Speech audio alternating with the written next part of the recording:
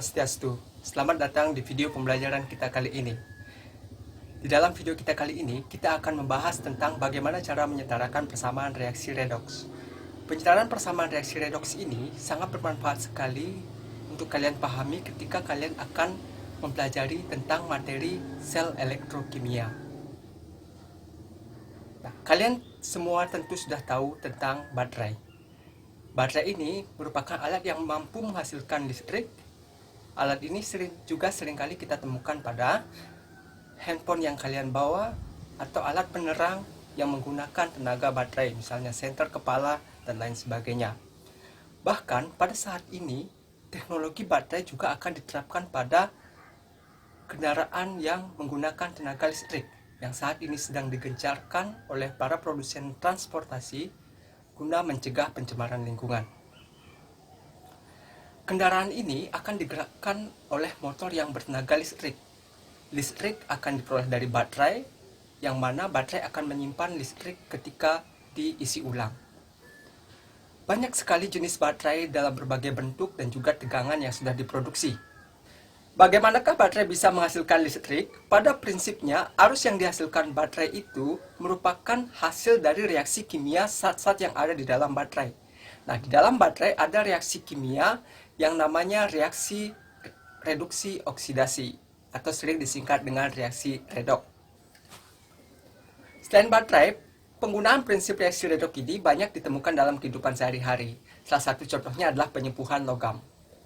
Misalnya, penyempuhan salah satu logam menggunakan logam kromium pada mesin kendaraan, sehingga mesin kendaraan kita terlihat lebih mengkilap. Nah, prinsip ini menggunakan prinsip namanya sel elektrolisis, yang pada hakikatnya melibatkan reaksi redoks di dalamnya. Bagaimanakah proses elektrolisis itu terjadi? Bagaimana pula reaksi yang terjadi pada baterai? Kedua proses ini kita akan pelajari pada materi sel elektrokimia. Tapi sebelum kita belajar sel elektrokimia, kita perlu tahu materi dasarnya. Materi dasarnya adalah reaksi redoks. Apa itu reaksi redoks? Pada reaksi reduksi, terjadi penurunan bilangan oksidasi dan penangkapan elektron. Sedangkan pada reaksi oksidasi, terjadi kenaikan bilangan oksidasi dan pelepasan elektron. Reaksi redoks ada yang berlangsung spontan dan ada yang tidak berlangsung spontan. Reaksi redoks spontan ini diterapkan pada sumber energi listrik, yaitu baterai dan aki. Nah, bagaimana proses terbentuknya listrik pada baterai dan aki itu akan kita pelajari pada materi sel galvanik. Pada proses ini terjadi perubahan energi dari energi kimia atau energi reaksi kimia menjadi energi listrik. Yang kedua, reaksi redoks yang tidak spontan. Reaksi redoks yang tidak spontan ini memerlukan energi listrik dari luar untuk menimbulkan reaksi kimia di dalam sistem. Pada proses ini terjadi perubahan energi listrik menjadi reaksi kimia. Nah, proses reaksi redoks yang tidak spontan ini sering kita temukan pada sel elektrolisis ini banyak diterapkan dalam industri-industri pengolahan seperti pengolahan aluminium, pembuatan NaOH dan gas klor, serta dalam industri penyempuhan logam. Pada setiap reaksi kimia, persamaan reaksi harus ditulis dalam keadaan setara. Hal ini bertujuan agar memudahkan kita dalam pengoperasian di stoikiometri reaksi. Nah, pada reaksi redoks ini, reaksi dikatakan sudah setara jika memenuhi dua syarat. Yang pertama, yaitu jumlah masing-masing atom di ruas kiri sama dengan jumlah masing-masing atom di ruas kanan. Yang kedua, jumlah muatan yang ada di ruas kiri sama dengan jumlah muatan total yang ada di ruas kanan. Nah, pada video pembelajaran kita kali ini, saya akan mengulas bagaimana cara menyetarakan persamaan reaksi redoks. Karena apa? Penyetaraan reaksi redoks tidak sama dengan penyetaraan reaksi kimia biasa. Nah, pada penyetaraan reaksi kimia biasa, kita bisa menebak berapa koefisien suatu senyawa yang terlibat dalam reaksi. Tetapi, dalam reaksi redoks itu tidak bisa kita lakukan. Ada beberapa metode penyetaraan reaksi redoks. Yang pertama adalah metode bilangan oksidasi. Yang kedua, metode setengah reaksi. Setelah kalian menonton video ini, diharapkan kalian mampu Pertama, menyetarakan persamaan reaksi redoks menggunakan metode bilangan oksidasi pada suasana asam dan suasana basa. Yang kedua, menyetarakan persamaan reaksi redoks menggunakan metode setengah reaksi pada suasana asam dan suasana basa. Baiklah adik-adik, kita lanjutkan dengan penyetaraan reaksi redoks dengan menggunakan metode yang pertama, yaitu metode bilangan oksidasi. Nah, tentu kalian masih ingat bagaimana cara menentukan bilangan oksidasi suatu atom yang terdapat dalam molekul ataupun ion. Nah, jika itu masih ingat, maka dalam pembelajaran kita kali ini, adik-adik tidak akan mengalami kesulitan lagi.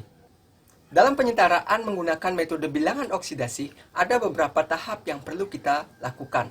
Tahap yang pertama, menentukan bilangan oksidasi atom-atom yang terlibat. Biasanya, yang kita tentukan bilangan oksidasinya adalah atom selain O dan H. Yang kedua, menyetarakan sementara jumlah atom yang mengalami perubahan bilangan oksidasi. Ingat, atom yang mengalami perubahan bilangan oksidasi. Yang ketiga, pilihlah unsur-unsur atau atom-atom yang mengalami reaksi reduksi dan juga reaksi oksidasi. Yang keempat, samakan jumlah elektron yang dilepas dan diikat. Nah, bagaimana caranya? Kita kalikan silang antara jumlah elektron yang diikat dengan besarnya jumlah elektron yang dilepas. Yang kelima, setarakan muatan. Nah, pada penyetaraan muatan ini, kita harus tahu apakah reaksi itu berlangsung pada suasana asam maupun basa. Jika reaksi berlangsung pada suasana asam, maka langkah penyetaraan ionnya adalah dengan menambahkan ion OH positif pada ruas yang kekurangan muatan. Sedangkan jika pada suasana basa, maka kita perlu menambahkan ion OH negatif pada ruas yang kelebihan muatan. Langkah yang keenam, setarakan atom H. Nah, penyetaraan atom H ini dilakukan dengan menambahkan molekul H2O pada ruas yang kekurangan atom H. Berapa jumlahnya? Sejumlah kekurangan atom H tersebut. Dan langkah yang terakhir adalah kita melakukan pengecekan kembali untuk mengecek apakah penyetaraan yang kita lakukan tadi itu sudah benar atau belum. Nah, langkah-langkah pengecekan ini, yang pertama kita lakukan adalah mengecek jumlah masing-masing atom di ruas kiri dan ruas kanan. Jika jumlah masing-masing atom di ruas kiri dan ruas kanan sama, begitu juga jumlah muatan di ruas kiri sama dengan jumlah muatan di ruas kanan, maka penyetaraan reaksi yang kita lakukan itu sudah benar. Tetapi jika belum, maka penyetaraan reaksi yang kita lakukan masih belum benar. Begitulah tahapan-tahapan penyetaraan reaksi redoks dengan menggunakan metode bilangan oksidasi. Nah, untuk lebih memahami bagaimana cara penyetaraan tersebut, marilah kita selesaikan satu permasalahan berikut ini. Nah, perhatikan soal berikut. Setarakan reaksi redoks berikut dengan menggunakan metode bilangan oksidasi pada suasana asam. MnO4- ditambah H2C2O4 menghasilkan ion Mn2 positif dan CO2. Nah, kita disuruh menentukan reaksi yang setara pada suasana asam. Mari kita ikuti tahapan-tahapan yang sudah saya paparkan tadi. Kita langsung saja ke langkah yang pertama, menentukan bilangan oksidasi unsur-unsur yang terlibat. Nah, perhatikan reaksi yang sudah ada di sini. Reaksi MnO4- ditambah H2C2O4 menghasilkan Mn2 positif dan gas karbon dioksida. Nah, kita tentukan bilangan oksidasi atom-atom selain H dan O. Pada ruas kiri, kita tentukan bilangan oksidasi Mn pada MnO4- dan juga bilangan oksidasi C pada senyawa H2C2O4. Nah, berdasarkan perhitungan, bilangan oksidasi O adalah min 2, min 2 dikali 4, min 8 karena pindah ruas, pindah sama dengan menjadi plus 8. Karena muatannya min 1, maka bilangan oksidasi Mn adalah 8 dikurang 1, yaitu plus 7. Kita lanjutkan dengan menentukan bilangan oksidasi C pada senyawa H2C2O4. Kita tahu bahwa bilangan oksidasi O adalah min 2. Karena jumlahnya ada 4, maka min 2 kali 4 jadinya min 8. Dan juga di dalam senyawa itu ada atom H sebanyak 2. Atom H memiliki bilangan oksidasi plus 1. Plus 1 kali 2 jadinya plus 2. Nah, ketika kita jumlahkan bilangan oksidasi H dengan O, maka plus 2 min 8 jadinya min 6. Kita pindah ruas, maka bilangan oksidasi C2 adalah plus 6. Untuk mengetahui bilangan oksidasi C, maka plus 6 bagi 2, sehingga bilangan oksidasi C adalah plus 3. Kita pindah ruas ke ruas yang kanan. Di sana pertama kita tentukan bilangan oksidasi Mn pada Mn2 positif. Karena Mn2 positif ini merupakan ion, maka bilangan oksidasi Mn itu sama dengan muatan dari ion tersebut. Sehingga apa? Bilangan oksidasi Mn itu adalah plus 2. Kita pindah pada karbon dioksida. Kita menentukan bilangan oksidasi C. Bilangan oksidasi O yaitu min 2. Min 2 karena jumlahnya ada 2, maka min 2 kali 2 min 4. Min 4 pindah sama dengan menjadi plus 4. Maka bilangan oksidasi C pada CO2 adalah plus 4. Langkah yang kedua, menyetarakan unsur-unsur yang terlibat dalam reaksi redoks. Nah, perhatikan reaksi yang sudah saya tentukan bilangan oksidasinya. Kita cek kembali jumlah atom yang terlibat dalam reaksi redoks ini. Kita pertama menentukan jumlah atom Mn. Atom Mn di sebelah kiri itu jumlahnya 1. Dan di sebelah kanan jumlahnya 1. Itu artinya jumlah Mn di sebelah kiri dan sebelah kanan sama. Kita cek senyawa yang kedua, yaitu H2C2O4. Nah, di sini kita ingin mencocokkan jumlah atom C di sebelah kiri dan di ruas kanan. Nah, di ruas kiri jumlah atom C ada 2. Nah, sedangkan di sebelah kanan jumlah atom C ada 1. Sehingga agar jumlah atomnya sama, maka atom C di ruas kanan itu dikalikan 2 atau ditambahkan koefisien 2. Langkah selanjutnya yang ketiga, yaitu menentukan mana yang merupakan reaksi reduksi dan mana yang merupakan reaksi oksidasi. Nah, kita lihat reaksi yang ada di depan ini. Kita cek pertama atom Mn. Atom Mn yang di sebelah kiri memiliki bilangan oksidasi plus 7, sedangkan di sebelah kanan memiliki bilangan oksidasi plus 2. Itu artinya terjadi perubahan bilangan oksidasi dari plus 7 ke plus 2. Artinya bilangan oksidasi Mn turun 5. Menurut definisi reaksi oksidasi reduksi, reaksi yang mengalami penurunan bilangan oksidasi, maka itulah reaksi reduksi. Nah, sekarang kita cek lagi senyawa yang kedua. C di sini, di ruas kiri bilangan oksidasinya adalah plus 3. Sedangkan di sebelah kanan, bilangan oksidasinya adalah plus 4. Jadi, terjadi peningkatan bilangan oksidasi C dari plus 3 ke plus 4. Maka bisa disimpulkan bahwa C mengalami reaksi oksidasi. Langkah yang keempat, Samakan jumlah elektron yang dilepas dan yang diikat. Bagaimana caranya?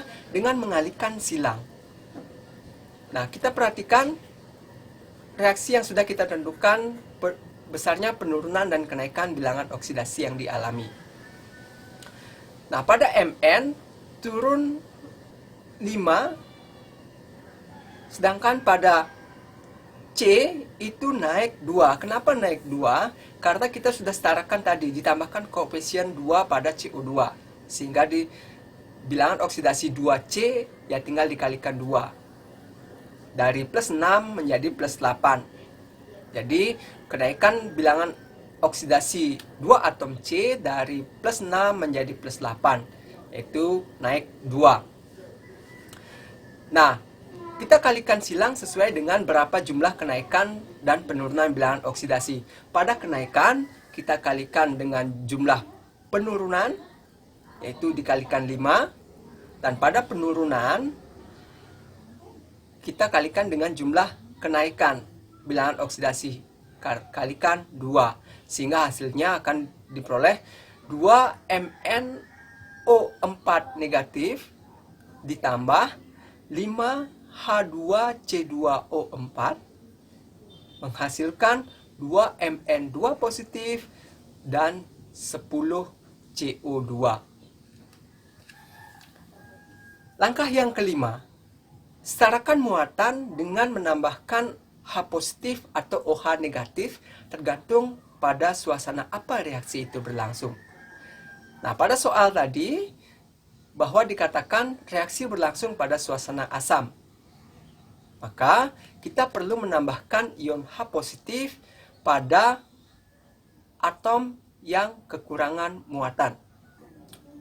Sebelumnya kita harus cek dulu muatan total di sebelah kiri ada berapa, muatan total di sebelah kanan ada berapa. Kita cek di sebelah kiri, MnO4 negatif. Berarti muatannya adalah min 1. Karena koefisiennya 2, maka jumlah muatannya adalah min 2. Berarti muatan di sebelah kiri itu jumlahnya min 2. Sedangkan di sebelah kanan, di sana ada ion Mn2 positif. Berarti ada muatan 2 positif di ruas kanan. Koefisien Mn itu adalah 2. Berarti 2 dikali 2 positif, 4 positif. Jumlah muatan di sebelah kiri adalah min 2, sedangkan jumlah muatan di sebelah kanan adalah plus 4. Maka kita harus menambahkan ion H positif di ruas kiri. Sebanyak berapa? Sebanyak 6. Sehingga muatan total di ruas kiri sama dengan total muatan di ruas kanan. Kita cek di sini plus 6H positif, itu artinya muatannya adalah 6 positif. 6 positif ditambah 2 negatif menjadi 4 positif.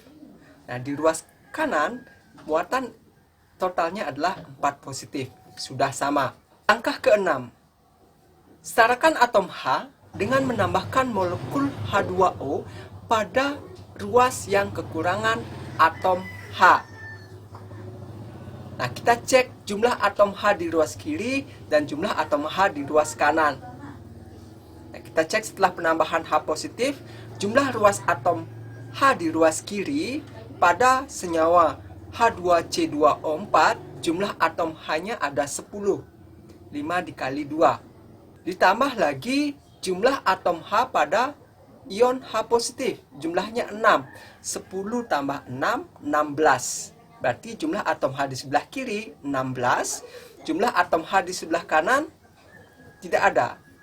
Sehingga apa? Di sebelah kanan kita harus menambahkan molekul H2O sebanyak 8 buah. Karena apa? Molekul H2O, H2O.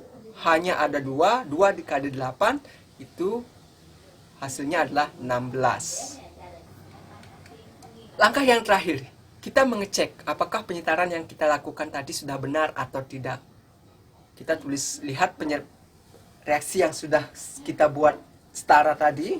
kita cek masing-masing atomnya dan juga masing-masing muatannya.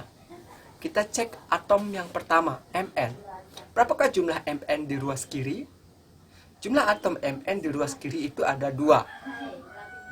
Sedangkan di ruas kanan ada 2 juga. Oke, jumlah atom Mn sama.